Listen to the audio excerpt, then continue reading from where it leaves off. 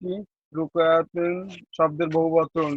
রুকিয়া হলো এসব এসব রক্ষকবচ যা দ্বারা রোগীকে ঝাড়ফুঁক করা হয়, যেমন জ্বর, হৃদরোগ সহ অন্যান্য ব্যাধি, বালা মুসিবত। একে মানুষেরা আ- আজ আজাজিম বা দৃঢ় ইচ্ছা ও সংকলন বলে নামকরণ করেছে। এটা দু প্রকার। প্রথম প্রকার শিরক মুক্ত ঝাড়ফুঁক, যেমন রোগীর উপর কোরআনের কিছু আয়াত পাঠ করা অথবা আল্লাহর নাম গুণাবলী দ্বারা আল্লাহর নিকট রোগ মুক্ত চাওয়া। এক প্রকার ঝাড়ফুঁক জায়েজ, কারণ রাসূলুল্লাহ সাল্লাল্লাহু আলাইহি ওয়াসাল্লাম নিজে ঝাড়ফুঁক করেছেন, এ এর আদেশ দিয়েছেন, একে জায়েজ বলে ঘোষণা দিয়েছেন। আউফ ইবনে আহ, মালিক রাদিয়াল্লাহু তাআলা আনহু থেকে জাহেলি যুগে জাহেলি যুগে আমরা ঝাড়ফুঁক করতাম। আমরা বলতাম, হে আল্লাহ রাসূল সাল্লাল্লাহু আলাইহি ওয়াসাল্লাম, এই ব্যাপারে আপনার মতামত কি? রাসূলুল্লাহ সাল্লাল্লাহু আলাইহি ওয়াসাল্লাম বলেন, তোমাদের ঝাড়ফুঁক গুলো আমার সামনে পেশ করো। সে ঝাড়ফুঁক শিরক নেই, তা করতে কোনো অসুবিধা নেই। ইমাম ইমাম সুয়ুতী রহিমাহুল্লাহ বলেন, তিনটি শর্তের ভিত্তিতে ঝাড়ফুঁক জায়েজ বলে উলামাগণ রাহিমাহুল্লাহ এই ঐক্যমত পোষণ করেছেন। শর্তগুলো: ক, ঝাড়ফুঁক যেন আল্লাহর বাণী অথবা তার নাম গুণাবলী দ্বারা হয়। খ, আরবি ভাষা এবং এমন শব্দ হতে হবে যা অর্থ বোঝা যায়, এবং গ, এই বিশ্বাস রাখতে হবে যে ঝাড়ফুঁক নিজস্ব কোনো প্রকার প্রভাব নেই, বরং আ- আরোগ্য আল্লাহর পক্ষ থেকে আসে। ঝাড়ফুঁকের পদ্ধতি: কোরআনের আয়াত অথবা দোয়া পড়ে রুগীকে ফু দিতে হবে, অথবা দোয়া পড়ে পানিতে ফু দিয়ে তা রুগীকে পান করানো, যেমন সাবিত ইবনে কাইস এর হাদিসে এসেছে। অতঃপর রাসূলুল্লাহ সাল্লাল্লাহু আলাইহি সাল্লামের এর নামক স্থান বুতহান নামক স্থানে কিছু মাটি নিয়ে একটি পাত্রে রেখে তাতে পানি মিশিয়ে ফু দিয়ে তা সাবিত এর শরীরের উপর ঢেলে দিলেন।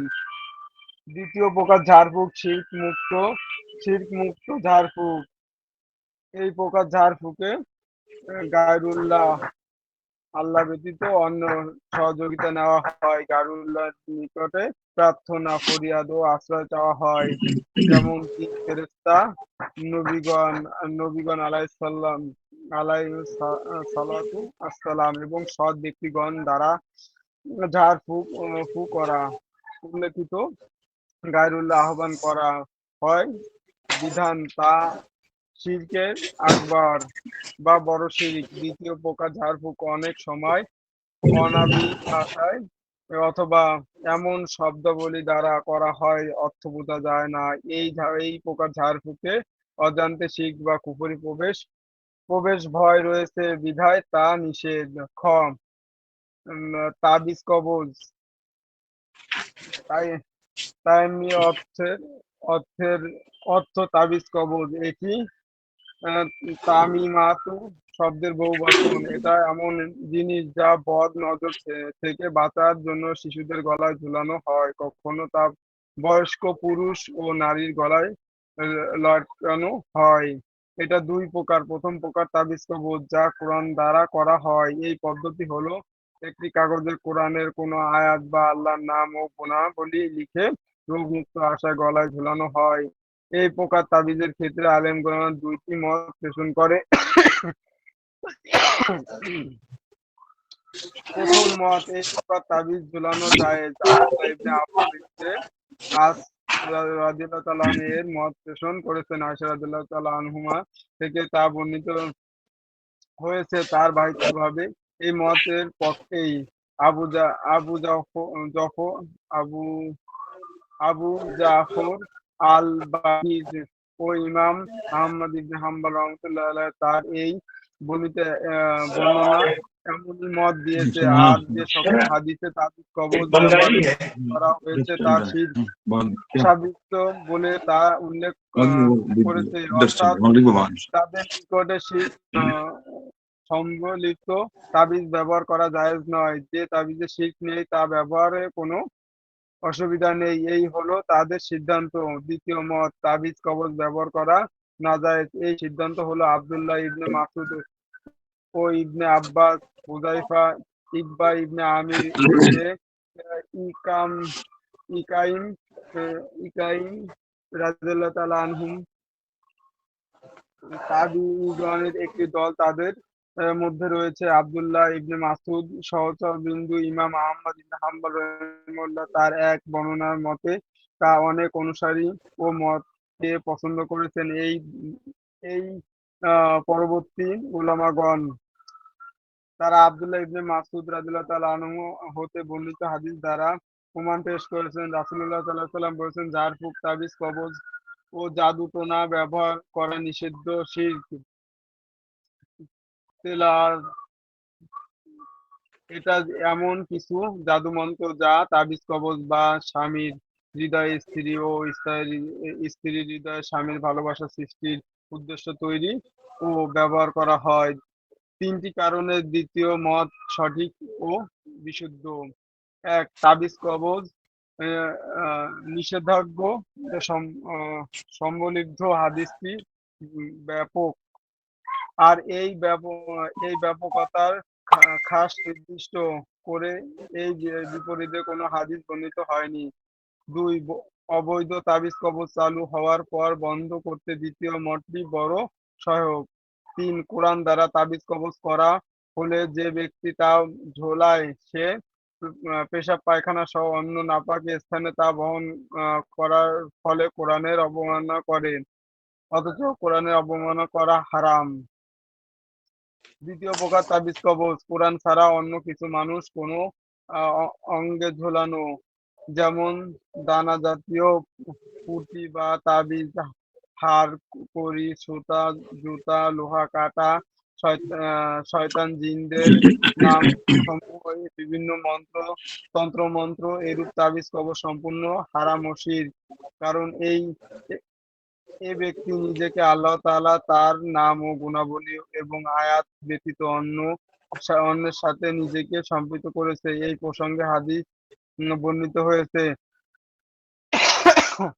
রাসূলুল্লাহ সাল্লাল্লাহু আলাইহি সাল্লাম বলেছেন, যে ব্যক্তি কোনো তাবিজ কবজ ইত্যাদি লটকায় তাকে এই বস্তুর দিকে সদর্পণ করে দেওয়া হয়, অর্থাৎ যে যে যা লটকায় আল্লাহ তাআলার সে সে বস্তুর নিকটে সদর্পণ করে দেন। যে ব্যক্তি আল্লাহর সাথে সম্পর্ক রক্ষা করত তার নিকট আশ্রয় নিয়ে নিজের সকল বিষয়ে তার দিকে সদর্পণ করে, আল্লাহ তাআলা তার জন্য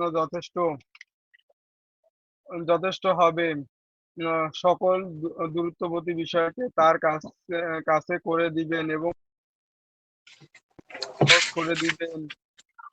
অপরদিকে যে ব্যক্তি আল্লাহকে বাদ দিয়ে কোনো মাখলুক, তাবিজ, কবজ, ওষুধ ও কবরের সাথে সম্পর্ক রক্ষা করবে বা যোগাযোগ করবে, আল্লাহ তাআলা তাকে ওই বস্তুর দিকে সদর্পণ করে দিবেন, যা তার থেকে কোনো কিছুকে বাধা দিতে পারবে না। এটা তার কোনো আচ্ছা, উপকার। এই পর্যন্ত থাক, সময় যেহেতু কম। হ্যাঁ, আর বাকিটা শুধু ওই সলিউশন আর কি, এটা আলোচনা আমাদের এসে যাবে। তাই মূল কথাগুলো যাতে বাদ না পড়ে, এই জন্য আমরা এই পর্যন্তই রাখি। আলহামদুলিল্লাহ, ওয়াসসালাতু ওয়াসসালামু আলা রাসূলিল্লাহ ওয়া আলা আলিহি ওয়া সাহবিহি ওয়া আম্মা বা'দ। তো এই পর্বে দুইটা বিষয় নিয়ে আলোচনা হচ্ছে, একটা হলো ঝাড়ফুঁক আর একটা হলো তাবিজ। ঝাড়ফুঁকের ক্ষেত্রে এখানে শব্দগত কিছু ব্যাখ্যা করেছেন, এবং মূল তার যে আসল বক্তব্য সেটা হলো যে এটা দুই প্রকার। যেটা মন্ত্র পড়ে ঝাড়ফুঁক দেওয়া হয়, এটা হলো দুই প্রকার। প্রথম প্রকার হলো এই মন্ত্রের মধ্যে কোন ধরনের গায়রুল্লাহ সাহায্য চাওয়ার মাধ্যমে যেটা শিরিক, এগুলো করা হয় না। সেখানে শুধু কোরআন পড়া হয় অথবা আল্লাহর আসমা ও সিফাত, যাতে এগুলোর কথা আল্লাহ কোরআনেও বলছেন যেগুলি দিয়ে আল্লাহর কাছে সাহায্য চাও, সেগুলোই করা হয়। আর এটা হলো নবী সাল্লাল্লাহু আলাইহি ওয়াসাল্লাম নিজে এটা করেছেন এবং তার অনুমতিও দিয়েছেন। মালিক রাদিয়াল্লাহু হাদিস সেখানে আসছে যে তোমরা আমার কাছে তোমাদের মন্ত্রগুলো পেশ করো, যেখানে কোনো ধরনের শিরক না থাকে, যেটার মধ্যে কোনো নিন্দা নাই। এবং সুয়ুতী রাহিমাহুল্লাহ খোলাসা করে বলেছেন যে এই ধরনের জালফুকে কোনো সমস্যা নাই, বা জালফুতে শর্ত তিনটা আছে, এই তিনটা ফলো করলে কোনো সমস্যা নাই। একটা হলো যে এটা হতে হবে কালামুল্লাহ, মানে কি কোরআনের আয়াত দিয়ে, 2 নম্বর আসমা ও সিফাত দিয়ে, 3 নম্বর হলো এটা আরবি ভাষায় হতে হবে, আর যেটার অর্থ বোঝা যায়, সুস্পষ্ট হতে হবে। তার মানে বোঝা গেল খালি আরবি ভাষা হলেই হবে না, এটা কথাগুলো সুস্পষ্ট হতে হবে। এই জন্য আরেক দল আলিম বলছেন যে এটা আওয়াজ করে পড়তে হবে। বিশেষ করে যাদের মন্ত্র সম্পর্কে সন্দেহ থাকে তারা যেন জুড়ে জুড়ে সজুরে পড়ে, এবং যারা সামনে থাকবে তারাও জানে বোঝার মতো যোগ্যতা থাকে যেখানে কোনো গারুলার সাহায্য চাওয়া হচ্ছে কি হচ্ছে না। এর উপর তার পদ্ধতিতে বলছেন এটা ফু দেওয়া হতে পারে এবং পানিতে ফু দিয়ে এটা পান করানো যেতে পারে। যেমন হাদিসের মধ্যে আসছে যে আল্লাহ নবী সাল্লাল্লাহু আলাইহি ওয়াসাল্লাম মাটি নিয়েছেন, বোথান এটা একটা উপত্যকা, এবং সেখানে একটা পাত্রের মধ্যে নিয়েছেন, তারপর এখানে ফু দিয়ে আল্লাহ নবী সাল্লাল্লাহু আলাইহি ওয়াসাল্লাম পানীয় এখানে ঢেলেছেন এবং এটাকে তার উপরে আল্লাহ নবী সাল্লাল্লাহু আলাইহি ওয়াসাল্লাম ঢেলে দিয়েছেন। তো এগুলো হতে পারে, কোনোটা পান করার জন্য, কোনোটা হলো পানিটা তার উপর দিয়ে তাকে ঢেলে দিয়ে গোসল করানো হবে। এগুলো হলো নবী সাল্লাল্লাহু আলাইহি ওয়াসাল্লাম থেকে স্বতঃসিদ্ধ, এবং আবু দাউদে হাদিস আসছে 3885 সিরিয়ালে এই হাদিসটা। 2 নম্বর প্রকার হলো ঝাড়ফুঁক হচ্ছে ঠিকই, কিন্তু এখানে গারুলার সাহায্য নেওয়া হচ্ছে।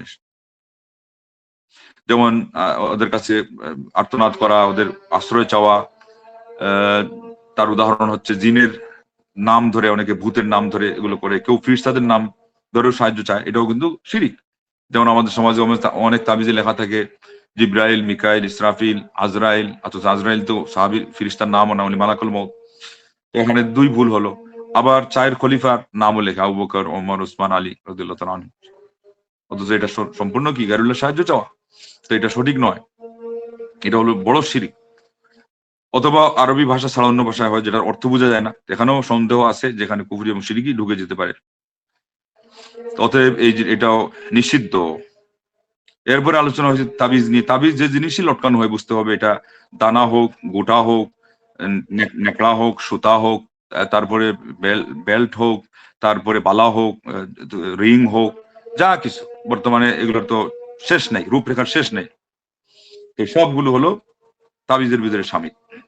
এটা আবার 2 ভাবে হয়। একটা হলো কোরআনের আয়াত এখানে পুরা থাকে, না কবজ, যেটা এখন কবজের কথা বলছেন, কোনটা আবার কোরআনের আয়াত পুড়ে দেওয়া থাকে, অথবা আল্লাহর আসমা ওয়া সিফাত লেখা থাকে, আর শিফা দেওয়ার জন্য, শিফা পাওয়ার জন্য এটা করা হয়ে থাকে। এখানে আলিমদের 2টা মত আছে। একটা মত জায়েজ হওয়ার কথা, এটা বলেছেন আব্দুল্লাহ ইবনে আমর ইবনে আস, এবং মা আয়েশা রাদিয়াল্লাহু আনহার কথা থেকে যেটা বোঝা যায় এরকম প্রকাশ, তার কথার থেকে বহিঃপ্রকাশ ঘটে জাফর আল বাকির, আহমদুল হাম্বলের এক বর্ণনা অনুযায়ী।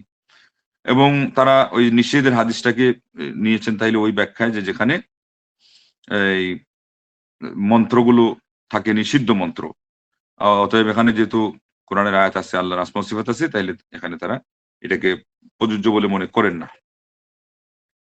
দ্বিতীয় মত হলো যে না, নিষেধ। এটা আব্দুল্লাহ ইবনে মাসউদ, ইবনে আব্বাস, হুযাইফা, উকবা ইবনে আমির, ইবনে উকাইম অথবা হাকিম, তারপরে আরো এক তাবিঈদের বড় এক জামাত বলেছেন। তাদের মধ্যে আব্দুল্লাহ ইবনে মাসউদ রাদিয়াল্লাহু আনহু শিষ্যগণ আছেন। এখানে ওই আহমদ হাম্বল রাহিমাহুল্লাহ 2টা মত আছে। তাইলে আহমদ বিন হাম্বল রাহিমাহুল্লাহর মত 2 দিকই আছে, 2টা 2 দিক। এবং এটাকেই গ্রহণ করেছেন অনেকেই তার অনুসারীদের মধ্যে, হাম্বলী মাযহাবের অনুসারী। তার মধ্যে ইবনে তাইমিয়া এসে গেছেন, ইবনুল কাইয়িম থাকবেনই, মুহাম্মদ বিন আব্দুল ওয়াহাব আসেনি। এবং বলছেন যে এটার উপরেই বড় পরবর্তীরা দৃঢ় মত ব্যক্ত করেছেন। পরবর্তীদের মধ্যে এই যে শেষে আসতে আসতে বিন বাজ রাহিমাহুল্লাহর উস্তাদ ইব্রাহিম, মোহাম্মদ ইব্রাহিম, আব্দুল লতিফ মুফতি আম, শেখ মোহাম্মদ সালিহ হুসাইনের উস্তাদ আব্দুর রহমান বিন নাসির সাদি সহ এখনকার যারা প্রসিদ্ধ আলিম উলামা, বিন বাজ, বিন হুসাইমিন, সালেহ ফৌজান, আল্লামা আলবানী, এরা সবাই কি এটার উপর মানে দৃঢ় মত দিয়েছেন। কেননা এইটাই হলো যুগের চাহিদা অনুযায়ী এটাকে প্রাধান্য দেওয়াও খুব জরুরি, আর দলিলের ভিত্তিতেও ওনারা দেখছেন যে এটা শক্তিশালী। আগ থেকেই মানুষ যেভাবে আশ্রয় নিচ্ছে, গায়রুল্লাহর আশ্রয় নিয়ে ক্ষতিগ্রস্ত হচ্ছে, এবং অনেক বকি যুগের আশ্রয় নিয়ে তাবিজ তোমারকে জোড়াতালিতে জায়েজ করতেছে, সেই জন্য ওনারা বলছেন যে এটাই শক্তিশালী বলতে হবে। কেননা তাবিজ তোমার ভিতরে একজনে দাবি করলো যে কোরআন, এরপরে দেখা গেল যে অন্য কিছু ঢুকাই দিছে, এটা দেখতে যাবে কে? তো সেই জন্য এই পথটা বন্ধ করা, এটাকে বলে সাদ্দু যারায়া। যেই পথ বন্ধ রাখলে শিরিক এবং বেদাতটা প্রতিহত হবে, সেটাকে প্রাধান্য দিতে হয়। তো এই জন্যই ওনারা এটার উপর জোর দিয়েছেন। এবং তারা আব্দুল্লাহ ইবনে মাসউদ রাদিয়াল্লাহু তাআলা থেকে যে হাদিস আসছে, এটাকে দলিল গ্রহণ করেছেন হাদিস থেকে। যে আল্লাহ নবী সাল্লাল্লাহু আলাইহি ওয়াসাল্লাম বলছেন যে জাড় ফুক হোক, আর তাবিজ তোমার হোক, আর তিওয়ালা যেটা হলো ভালোবাসা সৃষ্টির জন্য হোক, এই সবগুলোই হলো শিরিক। এরপরে তিওয়ালা যে শব্দ আসছে তার ব্যাখ্যা করছেন, এটা হলো স্বামী স্ত্রীর মধ্যে ভালোবাসা সৃষ্টি করার জন্য যেটা করা হয়, তো এটাও জায়েজ নেই। আর আমাদের লোকজন এখন অবৈধ সম্পর্ক যাতে সৃষ্টি হয় দুইজনের মধ্যে, সেটাও করে। লা হাওলা ওয়ালা কুওয়াতা ইল্লা বিল্লাহ। তো এগুলো হলো জাদুর মধ্যে পড়ে যায়, যেমন ভালোবাসা সৃষ্টি করা, ঠিক ভাঙ্গন সৃষ্টি করা, মানুষকে অসুস্থ করা, সংসার ভেঙে দেওয়া, এগুলো শেষ মধ্যে কি জাদুতেও পড়ে যায়। জাদু তো কোরআনে বলা আছে, ওমা কাফারু সুলাইমানু ওয়ালাকিন্না শায়াতিনা কাফারু ইউআল্লিমুনা নাস আস-সিহর, যেটাকে আল্লাহ জাদু আখ্যা দিয়েছে। এরপরে বলছেন যে এই তিনটা কারণে এই কথাটাই শক্তিশালী। একটা হলো যে নিষেধের মধ্যে পড়ে যায়, ব্যাপক নিষেধের মধ্যে পড়ে যায়, যে এই নিষেধ থেকে আলাদা করার বৈধতার আর কোনো দলিল হাদিস কোরআনে নাই। 2 নম্বর হলো এই যে সাদ্দু জারিয়া, আহ, অবৈধ জিনিসের দরজা খোলা যাতে না হয়, দরজা যাতে সুগম না থাকে, এই জন্য এটা দরজা বন্ধ করতে গেলেও যে জিনিস অবৈধ সেই জিনিস এর প্রতি মানুষ যাতে পা বাড়াইতে না পারে, সেই জন্য ওই ওই নীতির দিকে লক্ষ্য রাখতে গেলেও এটা নিষেধের বিষয়টাকে প্রাধান্য দিতে হয়। 3 নম্বর হলো যে যে ব্যক্তি কোরআনের কোনো কিছু ঝুলালো, তো সেটাকে সে কি করবে, এটার অপমানও করতে হতে পারে। যেমন টয়লেটে যাবে, অপবিত্র অবস্থায় থাকবে, তয়মত অবস্থায়, এটা কোরআনের অপমান হলো, এই অপমান কোশ্চিন কালেও গ্রহণযোগ্য নয়। এই মত এইভাবে তিনটার প্রাধান্যের কারণ উল্লেখ করেছেন ফাথুল মাজিদ কিতাব তাওহীদের ব্যাখ্যা গ্রন্থ 136 পৃষ্ঠায়। আর হাদিসটা ছিল মুসনাদে আহমদ, আবু দাউদ এবং ইবনে মাজাহ এবং মুসনাদে হাকিমে, যে ব্যক্তি তাবিজ ধারণ করলো এবং যে ব্যক্তি ভালোবাসা সৃষ্টির জন্য কোনো কিছু ব্যবহার করলো এবং যে ব্যক্তি ঝাড়ফুঁক করলো, এটা সব শিরিক। এটা এই 4টা কিতাবের মধ্যে আসছে, মুসনাদে আহমদ, ইবনে হাম্বল, আবু দাউদ, ইবনে মাজাহ এবং মুস্তাদরাকে হাকিম। অতএব আমরা দলিলও পেয়ে গেলাম, হাদিসের দলিল। তারপরে বলছেন যে যেগুলো লটকানো হয় কোরআন ছাড়া, যেমন দানা, হাড় হাড্ডি এবং বিভিন্ন ধরনের সুতা, তাগা, এমনকি জুতা, স্যান্ডেল, লোহা, লাক্কড়, এগুলো সব হয়। বিধর্মীরা হরিণের মাথা রাখে, ঘোড়ার হাড্ডি রাখে, শিং রাখে, এবং সেই সাথে বলছেন জিনের কিছু প্রতিচ্ছবি, কিছু মন্ত্র, আমাদের সমাজে যেগুলো বলা হয় যে আসহাবে কাহাফের নাম, এগুলো সব এর ভিতরে শামিল। কোনোটা আছে অপরিচিত, কিন্তু এগুলো দেখা যায় জিনের নাম। তো জিনের নাম এখানে রাখার মানে হলো তারা ওই জিনকে দিয়ে সাহায্য চাচ্ছে। তো যেই জিনকে সাহায্য চাওয়ার জন্য ব্যবহার করা হয় বা জিন নিজে সাহায্য করে, এরা কোনোদিন ভালো কাজের সহযোগিতা করে না, এরা হলো শিরিকের কাজের সহযোগিতা করে। এই জন্য বলছেন যে এটা হলো শিরিক। কেননা যে ব্যক্তি গায়রুল্লাহর সাথে সম্পৃক্ত হয়ে গেল, তার আসমা ও সিফাত ছাড়া, কোরআনের আয়াত ছাড়া অন্য জিনিসের সাথে সম্পৃক্ত হলো, সে শিরিকে লিপ্ত হলো। এটার হাদিস কোনটা? মান তাআল্লাকা শাইআন ওকিলা ইলাইহি, যে ব্যক্তি কোনো জিনিসের প্রতি ভরসা করলো তাকে তার প্রতি ন্যস্ত করা হবে। এটা মুসনাদে আহমদ এবং সুনান তিরমিজিতে আসছে। এর অর্থ হচ্ছে যে আল্লাহ রাব্বুল আলামিন তাকে ওই জিনিসের প্রতি ন্যস্ত করবেন যেই জিনিসকে সে ধারণ করলো, মানে লটকালো। অতএব আল্লাহ এর সাথে যে ব্যক্তি সম্পৃক্ত হলো, আল্লাহর প্রতি আশ্রয় নিল, আল্লাহর দিকে তার সকল কাজকে ন্যস্ত করলো, আল্লাহ তার জন্য যথেষ্ট হবেন। এবং মহান রব্বুল আলামিন তার সকল দূরত্বকে কাছে এনে দিবেন, মানে যে জিনিসগুলো তার হাতের নাগালের বাইরে সেগুলোকে তার আয়ত্তে এনে দিবেন, এবং সকল কঠিনকে আল্লাহ তার জন্য সহজ করে দিবেন। এর বিপরীতে যে গায়রুল্লাহর সাথে সম্পৃক্ত হলো, মাখলুক হোক অথবা তাবিজ তোমার হোক, ঔষধপত্র হোক, কবর হোক, ঔষধপত্র বলতে যেটা অবৈধ, আল্লাহ রাব্বুল আলামিন তাকে ওই জিনিসের প্রতি ন্যস্ত করবেন যেটা তার কোনো উপকারে আসবে না, কেননা এরা তার কোনো ক্ষতি এবং তার কোনো উপকার সাধনের ক্ষমতা রাখে না। অতএব তার আকীদা এবং তার আল্লাহর সাথে সম্পর্ক নষ্ট হয়ে যাবে। আল্লাহ রাব্বুল আলামিন এই ধরনের মানুষকে অপমানও করবেন। এই জন্য শেষে উনি উপদেশ দিয়েছেন, এটা আপনারা দেখে নিয়েন, যে প্রত্যেকটা মুসলিমের উচিত হলো নিজের আকীদা, বিশ্বাস যে জিনিসের মাধ্যমে ক্ষতিগ্রস্ত হয় সেটার প্রতি যত্নশীল হওয়া, সেটাকে সংরক্ষিত করা।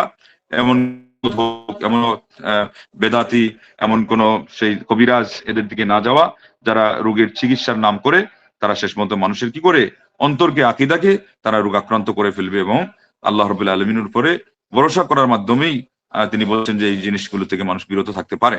আর কিছু মানুষ আছে যে সে তার নিজের জন্য নিজে এগুলো লটকায়, অথচ তার কোনো অসুখও নেই, যেগুলো সইতে পাওয়া যায়, নিজেই মানে আগ থেকেই সতর্কতা অবলম্বনের জন্য একটা মানে ধারণা করেই সেগুলো করে। এটার মাধ্যমে সে আরো ক্ষতিগ্রস্ত হয়, তার মনের ভিতরে ভয় থাকে যে চোখ লাগলো কিনা, কেউ হিংসা করলো কিনা, এইগুলো করে গাড়ির মধ্যে কিছু লাগায়, তার প্রাণীর মধ্যে লাগায়, তার ঘরের দরজায় লাগায়, দোকানে লাগায়। এগুলো সব হলো আকীদা দুর্বল করার উপায়, এবং এর মাধ্যমে আল্লাহর উপর ভরসাও দুর্বল হয়ে যায়। আর যেটা হলো আকীদার দুর্বলতা, এটাই হলো প্রকৃত রোগ। উনি বলছেন যে যে রোগে মানে এগুলো ব্যবহার করতেছে, এর চেয়ে বড় রোগ হলো আকীদা যদি রোগাক্রান্ত হয়ে যায়। এটার চিকিৎসা দরকার। সেটা কিভাবে হবে? আল্লাহর তাওহীদকে জানবে, সঠিক আকীদাকে মানুষ চর্চা করবে, তাহলে পরে এই বিপদ থেকে আমরা আমাদেরকে এই ঝাড়ফুঁক আর জাদুটুনা এগুলো থেকে বাঁচার জন্য যে তাবিজ তোমার আর ঝাড়ফুঁকের নাম দিয়ে যত শিরিক সমাজে হচ্ছে, এগুলো থেকে সবাইকে রক্ষা করেন। এবং তার যে প্রকৃত বিকল্প, যেটা আল্লাহর উপর ভরসা করা একটা। 2 নম্বর হলো যদি ঝাড়ফুঁকের আশ্রয় নিতে হয়, যেগুলো বলা আছে এখানে কোরআন এবং আল্লাহর আসমা ও সিফাত আরবি ভাষায় সহিহ সুন্নাহ মোতাবেক, বিশুদ্ধ পন্থা যেগুলো আছে সেগুলি ব্যবহার করতে হবে, আর আল্লাহর কাছে সাহায্য চাইতে হবে, দান খয়রাত করতে হবে, আল্লাহ রাব্বুল আলামিনের মাধ্যমে বিপদ আপদ দূর করে দিবেন, আল্লাহর কাছে কান্নাকাটি করতে হবে, তাহলেও আমাদেরকে এই শিরিক বা বেদাতের পথে পা বাড়াইতে হবে না। আল্লাহ সবাইকে তৌফিক দান করুন, আমিন। ওয়া আখিরু দাওয়ানা আলহামদুলিল্লাহি রাব্বিল আলামিন। আসসালামু আলাইকুম।